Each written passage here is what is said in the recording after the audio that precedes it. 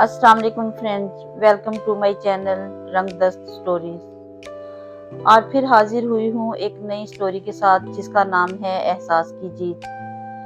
उम्मीद है मेरी स्टोरी आपको बहुत अच्छी लगेगी। इंशाल्लाह आप मेरी वीडियो फुल वॉच करना और आपको बहुत अच्छा लगेगा।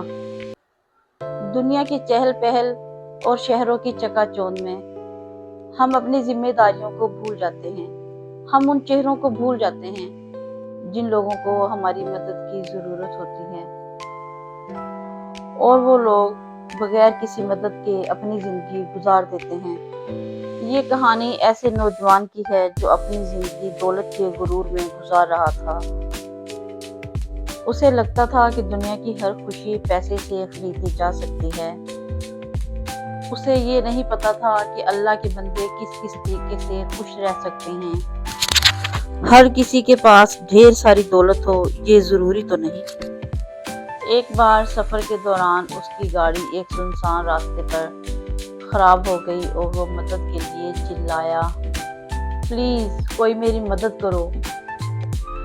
करीब ही एक बुजुर्ग दरख्त के नीचे बैठ के तस्बीह कर रहे थे। नौजवान ने बुजुर्ग से मदद मांगी और बुजुर्ग ने मुस्कुराकर उनकी मदद की। बुजुर्ग ने लड़के को ठंडा पानी पिलाया। नौजवान ने बहुत गौर से बुजुर्ग की तरफ देखा।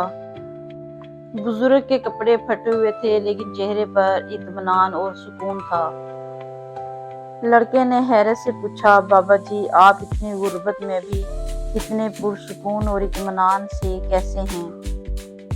बुजुर्ग ने जवाब दिया, बेटा असल खुशी और सुकून पैसे के ढेर में नहीं बल्कि किसी के काम आने और अल्लाह का शुक्र अदा करने में छुपा हुआ है। नौजवान ने इत्मीनान से बुजुर्ग की बातें सुनी और एक पुरअज़म इरादे के साथ खड़ा हो गया। नौजवान ने फैसला कर लिया था कि वो भी अपनी ज़िंदगी अच्छे कामों के लिए वक़्फ़ करेगा, दूसरों की मदद करेगा। इस कहानी में एहसास की जीत हुई।